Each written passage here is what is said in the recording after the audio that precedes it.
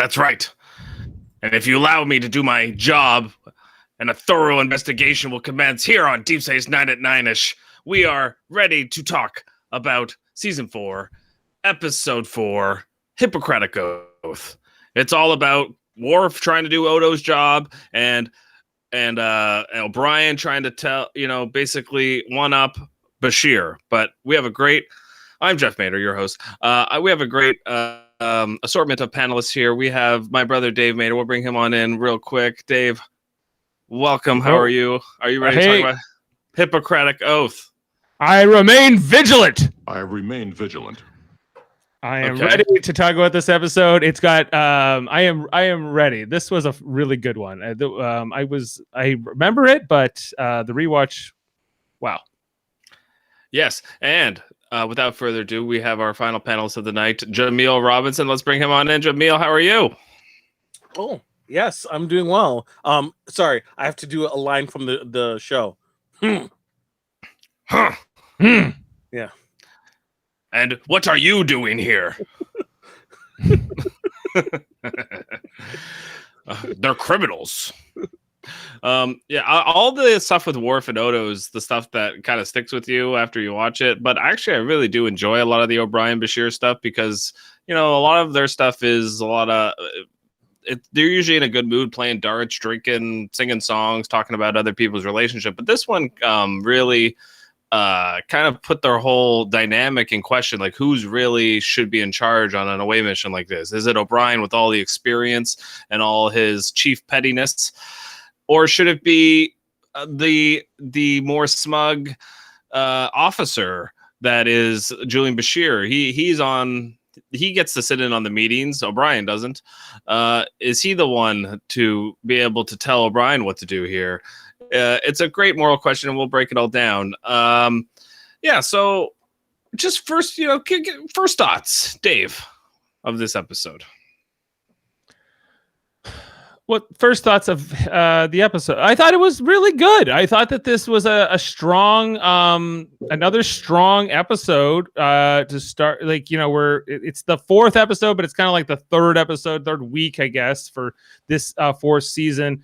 Coming off of the really strong Way of the Warrior, then the Visitor, which is this complete left turn for the series to really start off the series, on a Jake focused episode, and it's very different. And then, they haven't really addressed Worf entering this cast yet. Like, they have to do not just one, but several episodes of him getting to know these people and be one of the gang. So that's a storyline. And then the ongoing the Bashir and O'Brien storyline is well weighted. I think that it's the you can see both sides of their of what they do, their actions, why Bashir is doing what he's doing, what O'Brien's doing what he's doing. I often come back to this, the 12 or 13-year-old version of me who was watching this the first run, and now this time around, I sort of have a different feeling for which character I empathize with more. Right. So I'm going to say, let me guess, Dave. When you were 12 or 13, you definitely empathized with O'Brien, and you thought Julian was an idiot. And now this time around, you think Julian's kind of was in the right, and O'Brien was kind of the idiot. Yes, that's effectively how I felt. Yeah, it was more it was still it wasn't like a black and white thing for me. It was more just I kind of understand both of their point of views in both times of watching this, but I was definitely more sympathetic to Bashir's actions and point of view and what he was trying to do. But it's also, I have the retrospective having seen the rest of the series. Right. And I think the Jem'Hadar are this new threat that they don't fully understand yet. And they're genetically engineered just to kill. And there's all these other things that are kind of questionable about that I think is, the ethics of the Dominion and how you kind of view them as an enemy as well. Right. Because it's it's in the territory of the Clone Wars and those kinds of things where you just have disposable armies. And what do you do with that kind of thing when you're fighting that, and O'Brien's experience versus, Bashir's the ranking officer, but he's a doctor. He's not a command officer, right? Wow. How well that I'm. Oh, it's Hemafros. Yes. Well, Jaemeel, what do you think? Oh Lord, wasn't O'Brien part of the Enterprise crew when they met Hugh, the Borg drone? He might have been. Yeah.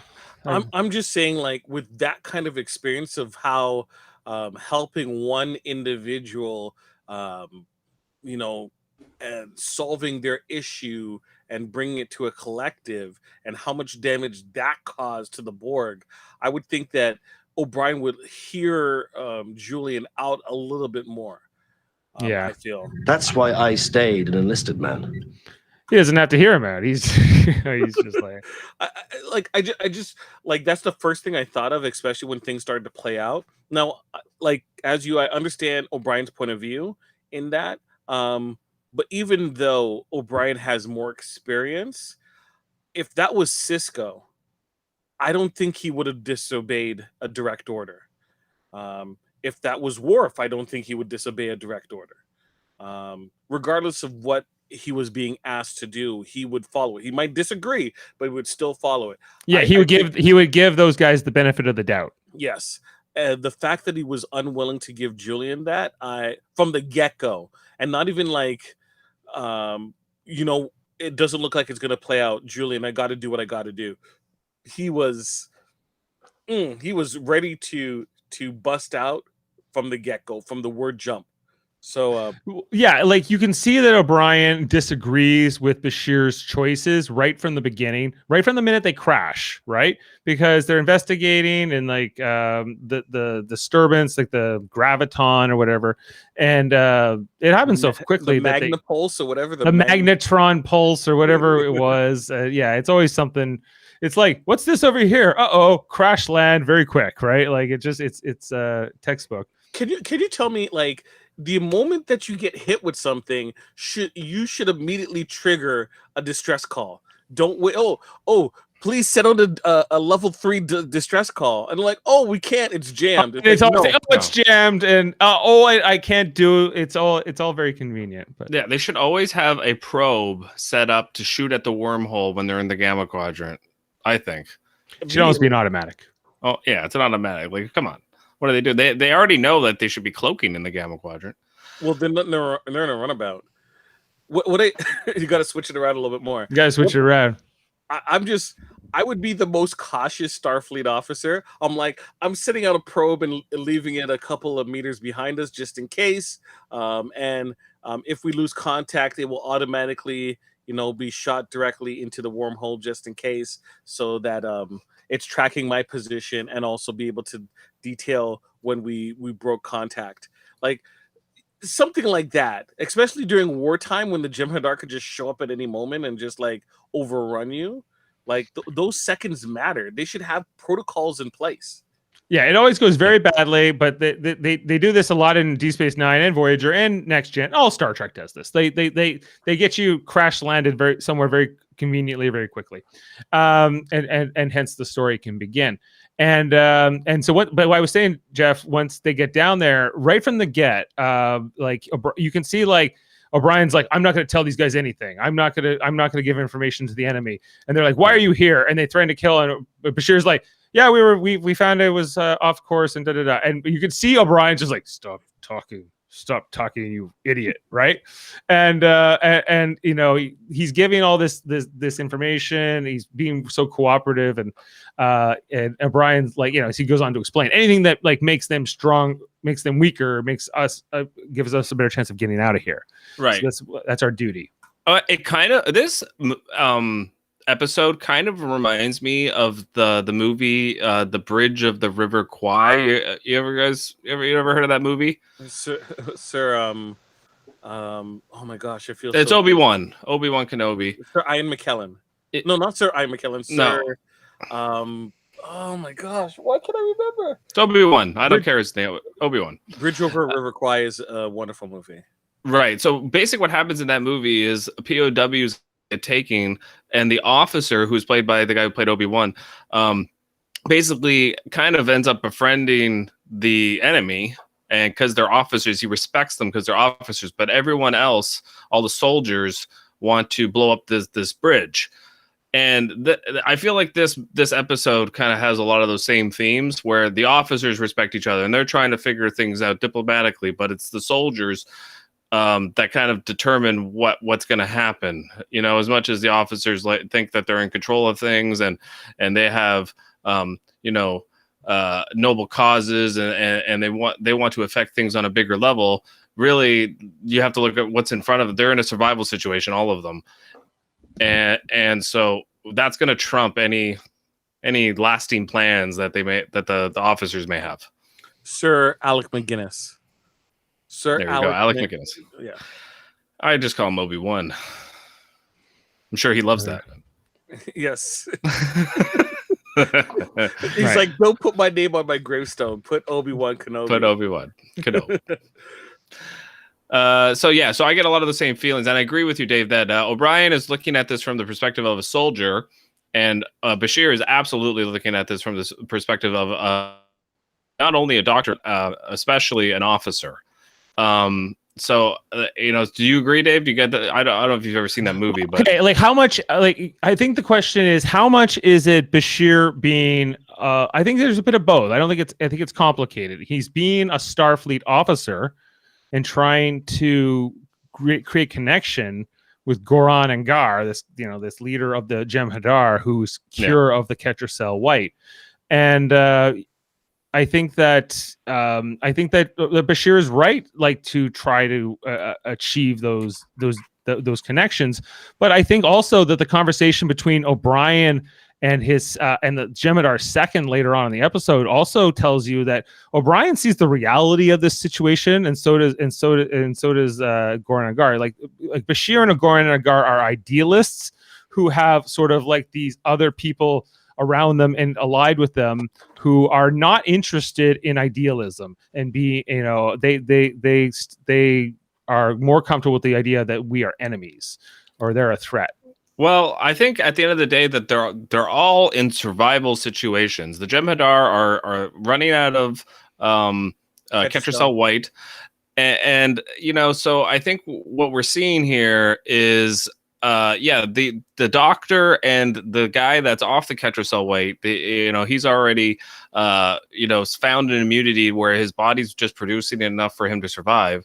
Those two characters are, like I said, there's so much parallels to the bridge over the River Kwai in this episode, because like you're right, Dave, they're idealists, but they're also they look at themselves as superior. They're superior officers to we have the whole scene where Bashir tries to tell O'Brien, like, look, you will do what I say because I am the superior officer to you. And we also get it from the Jem'Hadar character where he says, like, to his subordinates that, like, I am trying to save you guys and I'm trying to get you off this drug. And they're both have this idea that they need to kind of keep their soldiers in line. With Bashir, it's only one, but yeah. Well, there's like a code. They each have like their respective codes, and I think that they're both of these people, like Bashir and Goran Agar, I think are both not in line with the code. They don't share the same values as the rest of their compatriots, right? Like, or priorities at least. Yes. The runabout was working fine. Why couldn't they just leave the planet immediately? Why did they have to go outside? They crash landed like it was like they were barely going to get down. O'Brien's like, you need to send the communication. I have to try to pilot the ship, and nothing's working. Yeah, it was not good. But yeah, I don't get hung up on all that. But I feel like they didn't have time, to do a thing where like the Jem'Hadar helped them fix their ship, and I think they should have, but they didn't have time in the episode because they had a lot of the Worf stuff to deal with. And if they had made this a more singular Bashir O'Brien episode, I think they would have done that. But they were telling two stories at once here. Well, I think that's the other big question about this episode is like, do the two storylines work together enough, or do they not at least conflict with each other? Because we've seen a couple times in Deep Space Nine where they'll have the two storylines and they're not connected or have much of a thematic connection, at least. They're just they happen to be happening at the same time. And this seems to be one of those examples where, I think that I guess it's more about trust and letting people do their jobs and what their respective roles are, and how you're supposed to work together or not. The conflict that comes from that. It's not fully resolved. This episode ends in a very like, wah, wah, wah, it's kind of like not super cheery. Right. Bashir basically cuts his nuts off and gives them back to O'Brien. He's like, in a couple days, I'll forgive you. Like, what the fuck, Bashir? You should be pissed off. Well, Jaemeel, what do you think about that? I think it's realistic, right? Okay. That you're gonna have friends that are gonna be rubbing heads, especially in a tense situation, but they are able to overcome this disagreement because it was a heightened situation. It isn't a normal situation. If someone does something like wrong to like hurt you or go against you in a normal situation, that's very different than war or tensions, right? Like, I don't know why Bashir didn't put something in O'Brien's account, because it should be, especially if he's gonna fill out a log and not really my style. Right. Right. What is he just gonna glance over? It's like, yeah, I told O'Brien to do all that stuff, right, to undermine me on purpose. I think that should be in his file, honestly. I think it will be, and I think O'Brien knows that, but he's like, I don't care. He saved your life, in his head. Yeah, so it's agreed upon situation that O'Brien did what he felt was right, and Julian Right. understands that, but at the same time, Julian knows that, or feels that what he was doing was the right thing. He had to at least try, right? The only thing I don't know is if O'Brien understands that Julian felt he needed to do what he needed to do. Well, okay, and like Dave was mentioning before, that like watching this on first watch, you don't know in hindsight how important that this action that Bashir doesn't get to do here could have been to the Dominion, because had he been able to actually cure the Jem'Hadar from not being able to rely on this drug, and the Vorta having control over them, and the Founders having control over the Vorta, the whole Dominion structure may have collapsed. And so this may have been more important and saved more lives than just their 2 lives. And Bashir could have been the person to do it. And basically O'Brien robbed him of that, and robbed the whole Alpha Quadrant, the whole like millions of deaths probably, that will end up happening. So I blame O'Brien for all those deaths. Yeah. So you're saying that O'Brien killed Dax? Absolutely. Okay. Well, is there something to be said here about, O'Brien is not an officer, and is his, is there something to being an officer, being, I guess. In survival situations, sometimes that goes out the window. Right. And this is that's the perspective O'Brien's coming from. He's also been a soldier. He's been in situations where he's been a prisoner of war. Bashir is a prep school kid, and I think in a lot of ways, O'Brien's kind of like, you don't get what's going on here. They will slaughter us, and without hesitation. Your idealism doesn't work, right? And I played it already, but That's why I stayed an enlisted man. Wait, Jeff, do you think that O'Brien would find himself involved with what happened in the Equinox? Why? What do you mean? Like, in terms of like what they end up having to do to survive. Right? If he's the type of person who's willing to do what he needs to do to survive, do you think he would hold his ideals, or would he just, do what? That's a good. Would he do? Would he pull a Sauron? Is that what you're asking? Sure. He probably could. Yeah, I think O'Brien is the type of person that would do that for his family, especially, like, to hell with everybody else. Like, and a lot of characters on DS9 are like that. I mean, Cisco's very much like that too. So but Bashir's not. Bashir's the TNG type character on DS9, where he's all about idealism and he's all about morals and morality. And this episode is called Hippocratic Oath, and it's all about his oath and his promise to himself to help people, even if, especially when they're in need, regardless if they're the enemy or not. Whereas O'Brien looks at it very differently. He's like, I'm an engineer. I fix things so we can go fight the good fight, and so they come from very different perspectives, and yet they're friends. And so when they get into the survival situation, it's interesting that they really don't see eye to eye whatsoever. Is O'Brien a coward because even though he knows Julian's position, he still feels that he is willing to sacrifice those ideals, that oath, to survive?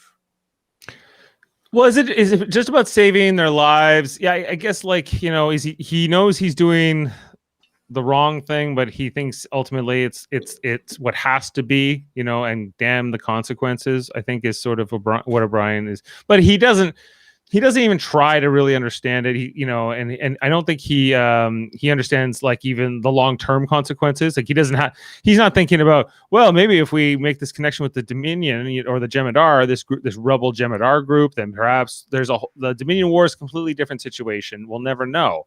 Right. So I think that Bashir's probably doing the right thing, but kind of like not necessarily for all the right reasons. Or he's doing it just for, I want to help people. I want to relieve their suffering. I'm a doctor, and that's kind of it. I don't think he's trying to be like this great visionary for the future. Well, I want to push back against that a little bit, Dave, because I do think that he sees the potential of helping the Jem'Hadar. He says to O'Brien at one point in the episode that he believes that they're changing, that he believes that when the Ketracel White they're not dependent on it, that they have a chance to be self-determinism. Like they have that approach. They can make their own choices. They're not beholden to the founders. The main founder, I forget his name again, in this episode also says to Bashir at one point, like, I've never seen a founder, but they're gods to us and you will never understand us, and all this kind of stuff. Yeah.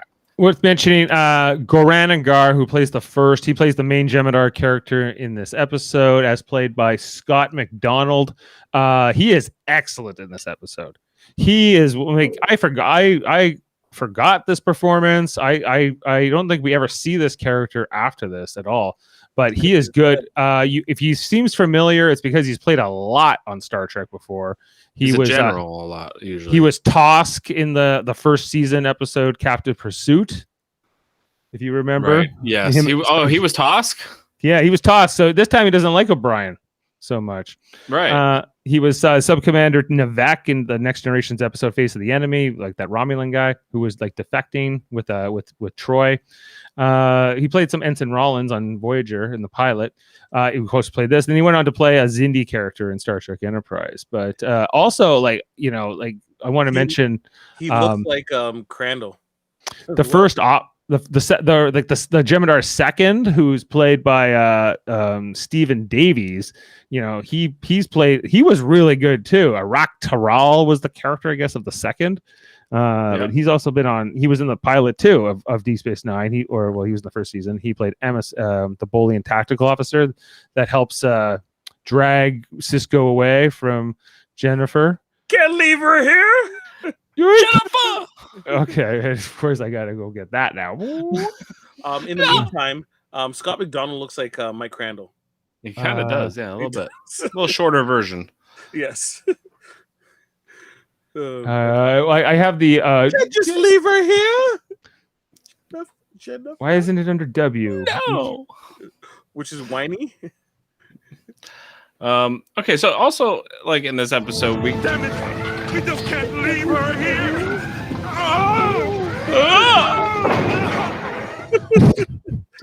Deserved an Emmy. I don't know why he didn't win one. Okay, so yeah, we get a lot of like moments here right at the beginning too with O'Brien, and you were alluding to it earlier with O'Brien, Bashir, Goranagar, and the second of like, oh, okay, we're gonna execute the chief petty officer because he's a high priority target. He's wearing yellow. The medical guy's not a high priority target, and Goranagar agrees. He says no, like we're gonna take them both back to camp. That's not what we're doing. I love that whole scene. It was like one of the only times they ever talked about like the uniforms and what the colors meant, right? And what the ranks were. They were talking about. you know, and like I was gonna pull the clips that I read at a time, but I will pull them for later. But I think it's important that they make the distinction, especially in this episode, because it needs to be made, that O'Brien's not an officer. O'Brien is a chief petty officer that basically is an enlisted man that is like a smart guy that Starfleet uses to fix things. And he's not he's a guy who joined up as a young kid, as like right out of school. Like he wasn't gonna go play that cello, you know, for he's like, no, Dad, I'm not playing the cello anymore. No, Dad, I'm not gonna play the cello. I'm going to Starfleet. I'm going to space to fight the Cardassians. And that's what he did for 20 years, I guess, until he ended up on like the Enterprise, I guess, in Encounter at Farpoint. He's been around. He's accumulated knowledge just by going, but he didn't like go to the academy and everything. Right. So I guess you don't have to go to the academy to get into Starfleet. No, you can just join up. But there's lots of it doesn't seem like there's a lot of characters like O'Brien on Star Trek. Can we name another character that isn't an officer, like that's like him? Who? Yeoman Janice Rand. Okay, yeomans. Okay. They're kind of secretary, like assistant types. Yeah, they're enlisted as well. I don't know. There's like engineers that work with Scotty. Like anybody who's like called a technician or a chief is bunch of people on Discovery. Bunch of people on Discovery. Worf's adopted father, Nikolai Roshenko. He's they make a point of that in the episode Family, where right after the Borg attack, where he meets O'Brien in the transporter. He goes, "Oh, another enlisted man. Nice to meet you." Right to O'Brien. In that whole episode, that's the one where Picard's with his brother in France and all of that. So but originally Gene Roddenberry envisioned this Star Trek to have all officers. Like there was like that trend that was going for part of Next Gen, where they never talked about the enlisted ranks, but then like they were moving away from that as early as like the 4th season of Next Gen, like that they were going to have like the different types of ranks. Okay. Let's get before we get too far with the O'Brien and Bashir stuff, let's talk about the Worf, Quark, Odo triangle storyline that we have going on here, where Worf's not happy. He used to be a security guy on the Enterprise. He did it for 7 years. He's in the thick of the mud here with Quark is obviously doing some rapscallion type stuff where he's dealing in gems that are highly illegal. Worf hates his guts. He can't even stand to be like sitting in his bar at the beginning scene. He like goes to talk to Kira about it. Kira's like, whatever. Like Odo's doing his thing. Like, I don't know. Like everyone treats Worf the same. I love in this episode about the Quark situation. Well, she insults Quark on the way in. You have more in common with Raconian swamp rat, Quark. Right, but she knows that like Quark is like kind of a harmless type guy. That yes, she sees things in the gray way that Cisco will allude to later. They're used to it. They're used to like Quark's up to something, but Odo's got it under control. He'll use that to make a bigger bust. Exactly. Like he's an FBI guy, and Worf is like a sheriff, and just looking to settle the score right then and there. And Odo's ahead of that. And it just goes to show you that Odo is a better security officer, especially for a station. He's better Worf for this is. job. I think he's better for this job, right? How many people have died during Worf's watch? Tashiar, and that's it. He wasn't security chief when she died either, so fair enough. Oh, people have died under Worf's security. Like it's not just no main character. No main character. No main character. No one with a name, hardly. Well, there was Cedo Jaxa. Okay. And how many? Like the list for Odo's adjacent victims are very long. Yes, and he's killed a founder, and he kills people on purpose, mostly. Yes, but like I guess Dax, you could blame on him, but it's pretty hard to stop a paw wraith coming into the temple. Yeah, no, I can't. Worf has no accountability in her death, I'd say. Oh no, I didn't say Worf. I said Odo, because he is security chief. But at the same time, I don't think so because it's you can't see that coming. Nobody saw that coming. We'll give him a pass on that one. We'll give him a pass. But like, okay, so. Worf he's this whole point of this, I think, is Worf's got to get used to the way DS9 is going to work. He's got to be a different character on this show. He's not TNG Worf. put your morals at the door because we're going to be shooting torpedoes at planets in a couple seasons. Okay. I have remained vigilant. So I do encourage vigilance in my officers. I would really like to talk about the scene with him and Cisco, because at first it starts off with like Odo and like Cisco's just playing with his baseball. Here, let me grab my 1 second. He needs the baseball. Okay. He's doing this the whole time, right? He's just like, yeah, whatever. Odo's gonna do his thing. Okay, you got it. Okay, Worf's like, it's not the point. You know, he's a criminal. He should be arrested. You know, and like he's like, look, okay, yeah, it must be hard to not be the security guy anymore. So you know what? Your job is Starfleet stuff. Okay, Odo's job is security. So lay off his stuff. And Like even on the Enterprise, When I served aboard the Enterprise, which I think that's going to become more commonly played. When I was on the Enterprise, when I did this on the Enterprise, like even on the Enterprise, even among the Next Generation crew, Worf was one of the most uptight of them, right? Maybe next to Data and Picard, like like Riker and LaForge and Crusher and Troy. They're pretty loosey goosey, right? On most things that they're willing to, but Worf's always got like a stick up his ass, right? Like he's always this isn't right and it's not honorable, That's my Worf impression. And then but he says to Cisco, I will not let this interfere. He like directly lies to Cisco, and Cisco goes very well dismissed. He knows that he's gonna go, like he's not gonna stop. He knows. It's not interfering with his duties, he's interfering with other people's duties. Well, he doesn't lie. He just he's he just says, I won't let this disrupt my duties, saying that he's still going to pursue it, but it's not going to be a factor in terms of his duties as well. Yeah, this is on his off duty. This is on homework.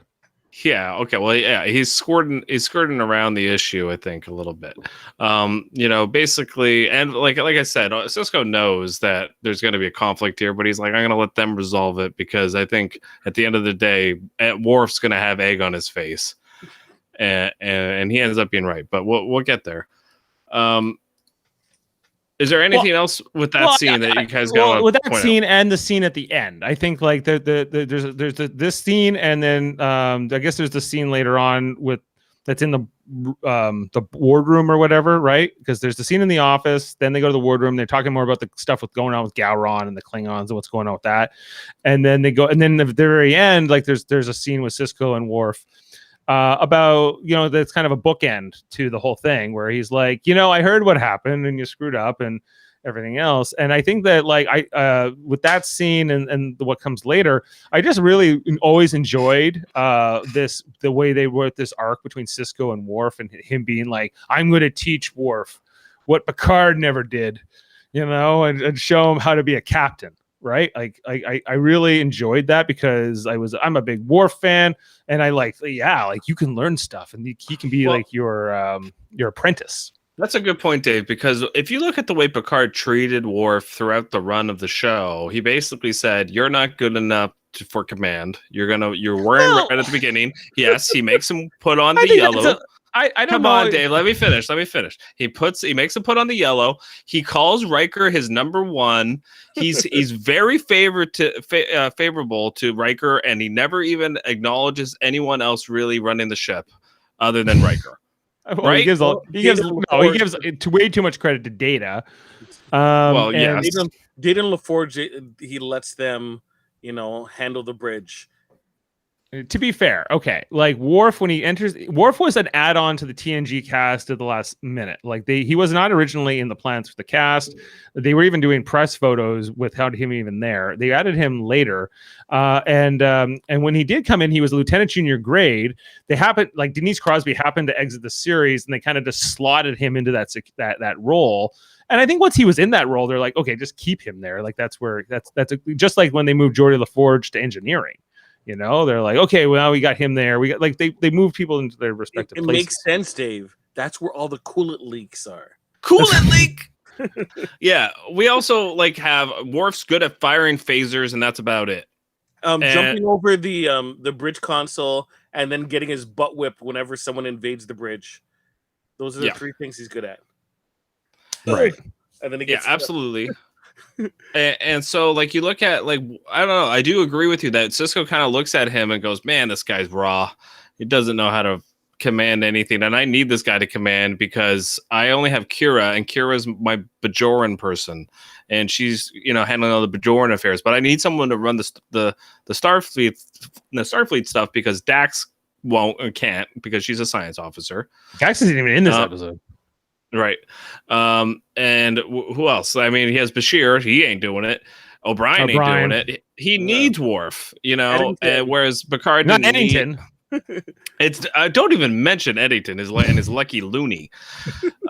You know, so like, yeah, he needs him, and he kind of looks. I do believe Cisco sums him up as a black and white over My lucky loony. the over the top moralistic character, like you said, stick up his butt.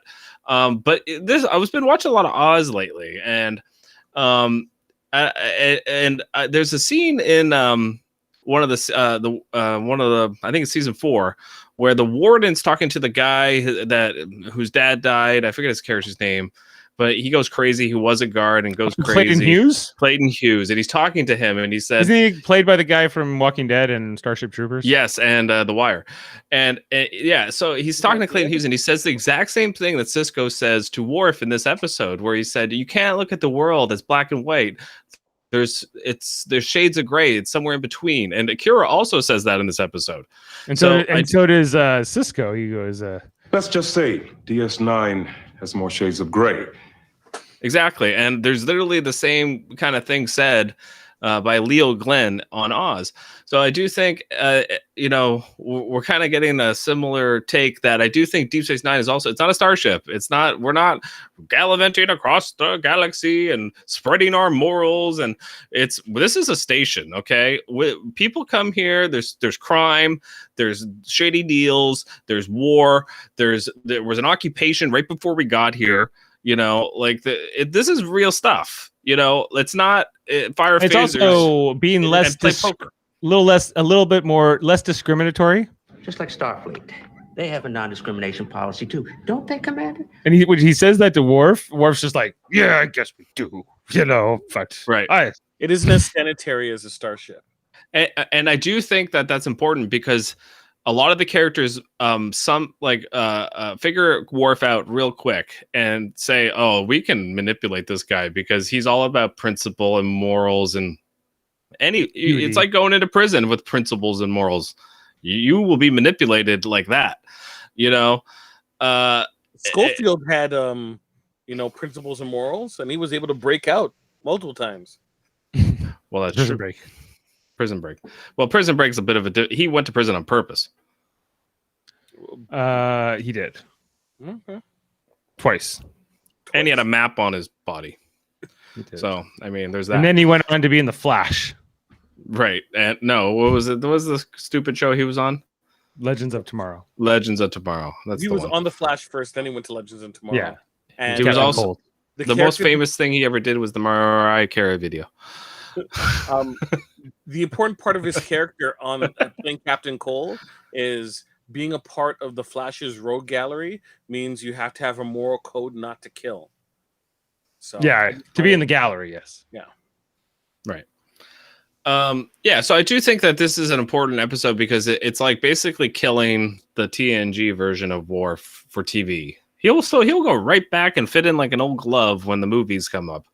But for now, they're basically killing this, very slowly at first, like this, righteous character that that we've kind of grown to know. Yeah, and maybe fit in, Commander. Right. Okay, so let's go back to. Okay, go ahead, Jaemeel. Okay. I was gonna be Dave and make a soundbite about him having a little ship, and then saying it's not that little. Okay, go ahead.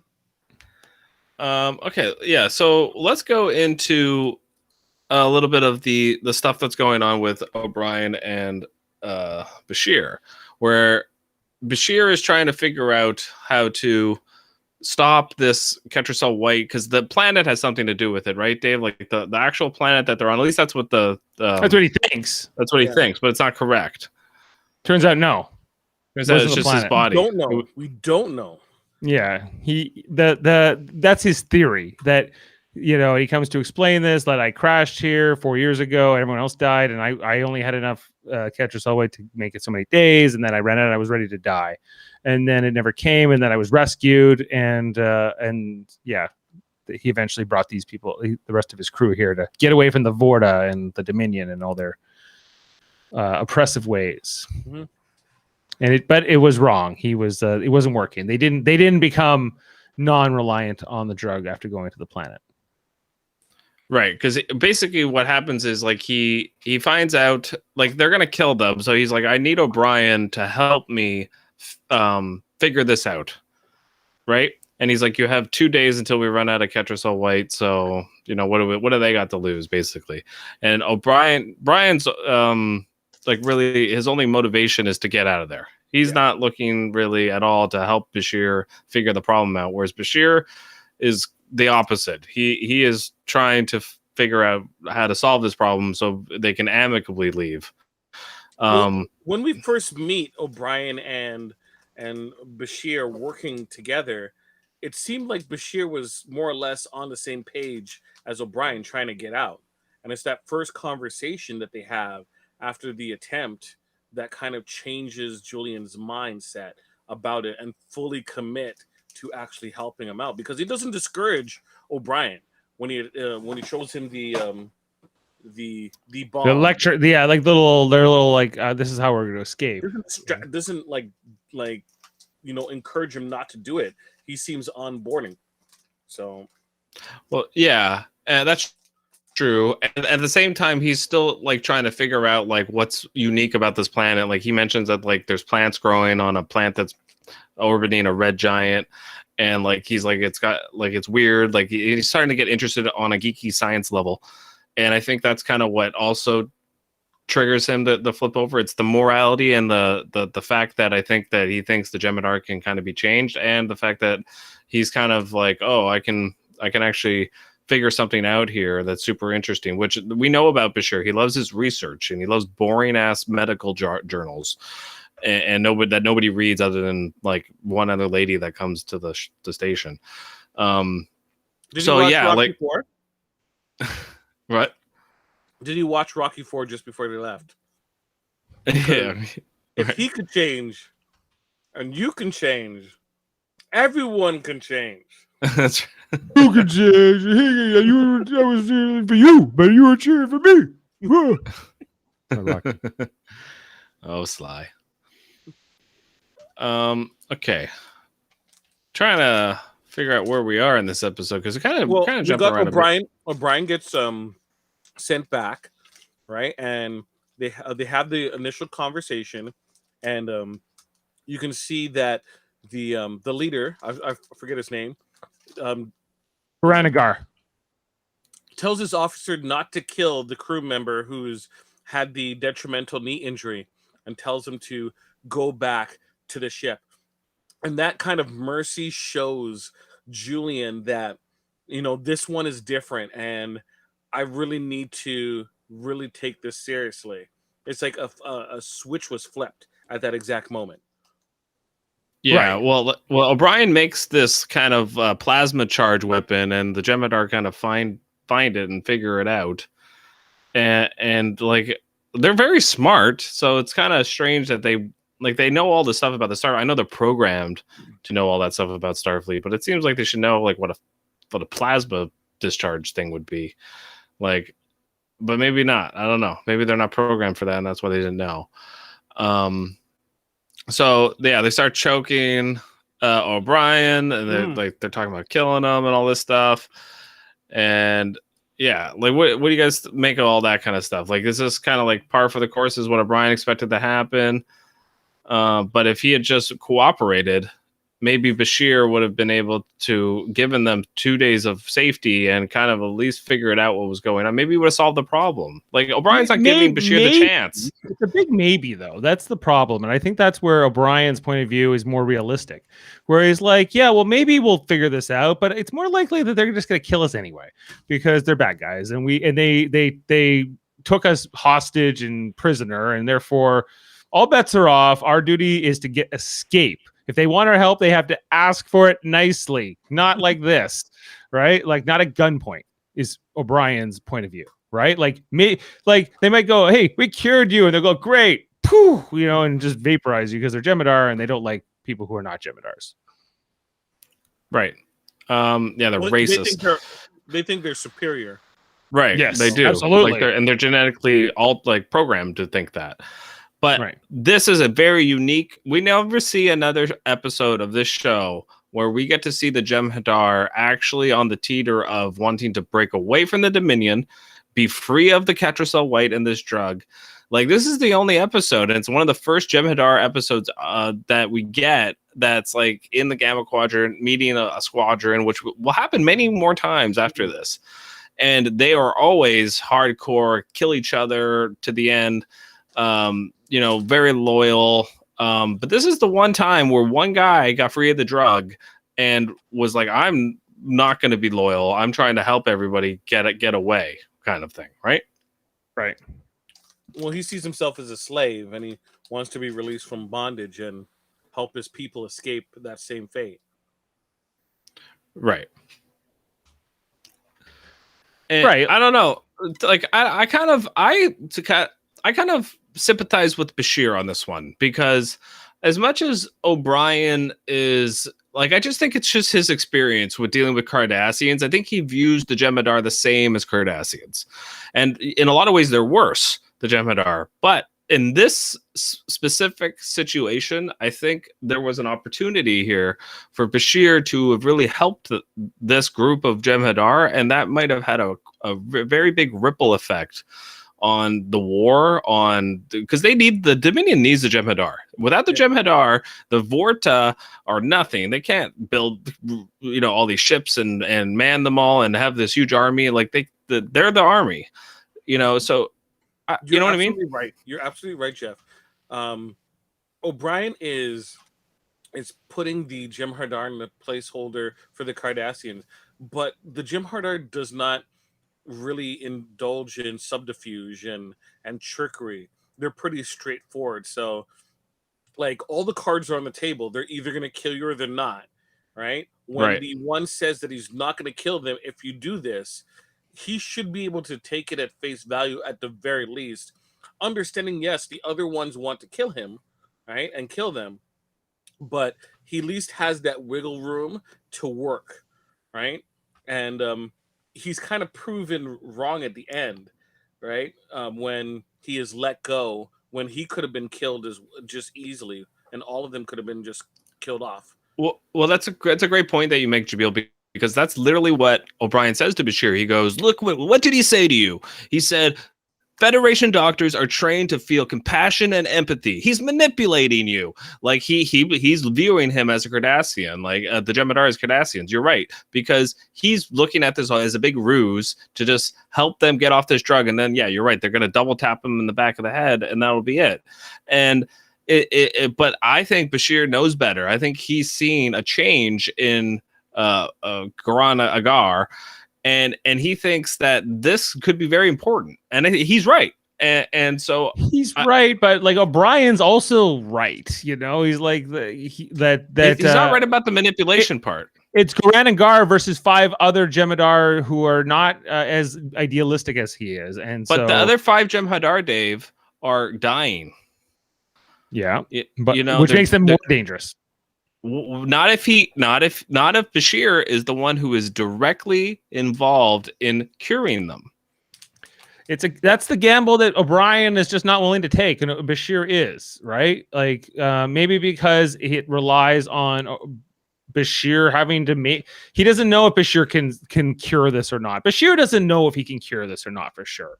Like, he doesn't even understand how Garan Agar is able to survive without it, right? Not fully. He knows he has this mutation that makes him different, and he might, and Bashir, pretty smart guy, a great doctor, but how he might or may not. And O'Brien's like, the clock is ticking. When they run out of Ketracel White, they will kill us.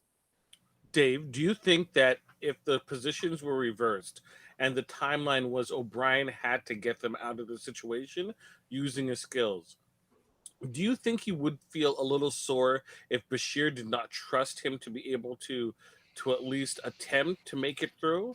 Yes. And just, Yeah, I think he'd be sore about it. Like if would the tables be flipped potentially? I don't know. Like, it's hard to imagine that story where it's the other way around, but I guess it could be, right? So Let me put it to you this way: would O'Brien have done this to Beverly Crusher?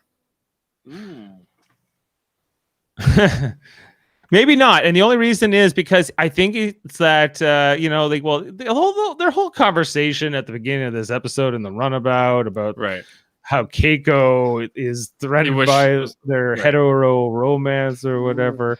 What does he say to him? Here is who wants Keiko to be a man? See, you understand. Why can't she see that? Why can't she be more like a man? More like a man.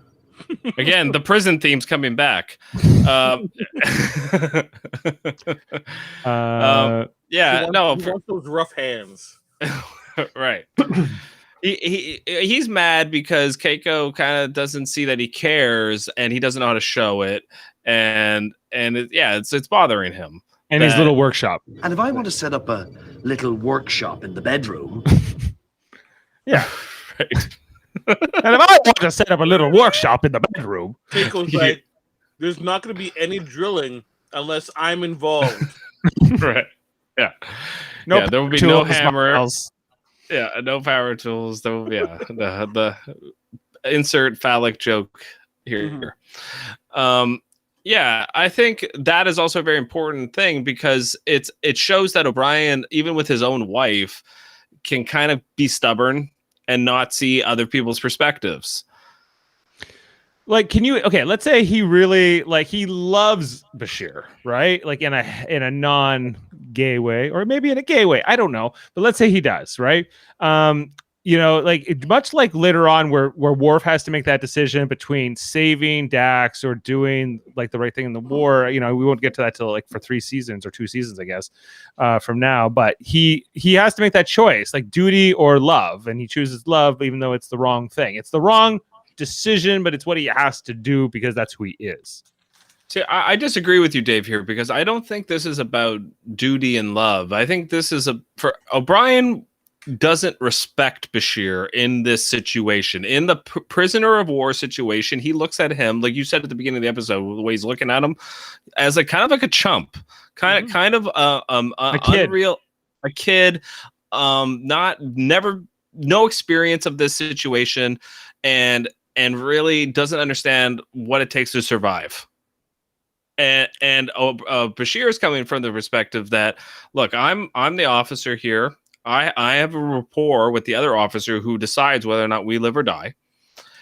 And I think that with my brilliant mind, I have a brilliant idea that I think I can cure these people, and then maybe that can really help with the relations between the Dominion and the Federation. And then everyone does a hip hip hooray for Bashir when they get back to the station, and he's promoted to commander, and he's second in command now. Oh, they all die, and that's O'Brien's point of view. Like, maybe this will work out, or they'll give you a big medal in your chest, Bashir. They'll say I am a great doctor. Oh yeah, press yourself with that one. Put the medal on your gravestone. Yeah, he's like, they'll put the medal on your gravestone. O'Brien is just no, the odds are too great that we will die here. But maybe O'Brien would do things knowing what the future, this war, knowing what will come and different information. He might make a different decision. He may come to regret this more, than he does in the moment. I think it has to do with the original, when they first step off the runabout, and like you said, Dave, he starts splattering off, the Federation will be coming and all this different stuff. And Brian's like, shut up. I think that's part of it, but it's also the way he views Bashir. Like I said, if Crusher had been in the exact same situation, and this was the TNG episode, I don't think he does this. I don't think he shoots the experiment thing that Bashir was working on. I don't think he takes that drastic action. I think it's a respect thing, and I think it's a huge slap in the face to Bashir, and it really is. And I think he knows that too. I think he's quite aware of that in the episode. But I think it's a small price to pay in his point of view. Right. He's willing to have Bashir mad at him to have his life saved. Right. I can't. But the thing is, he might have killed them. Like when he did that, that might have been their death right there. You know, and right. so it could. It's just as reckless in a lot of ways with what O'Brien did as what Bashir was doing, and it's a great duality here, because it's like, what side do you think is the more appropriate course of action here? Like, break out and just struggle to survive at all costs, or try to build rapport and figure out the problem intelligently? My answer, once they got off the planet, they didn't have to go home immediately. They could have still helped. Like, they just like, well, I guess that's all there is. They could have even just beamed that guy up and like taken him back as a prisoner. yeah. Yeah, they could have done that. I'd say this guy's pretty impressive. He can survive without the drug. Maybe we should study him. Cisco would have been impressed. Yeah. Yeah. That would've been Starfleet good. Command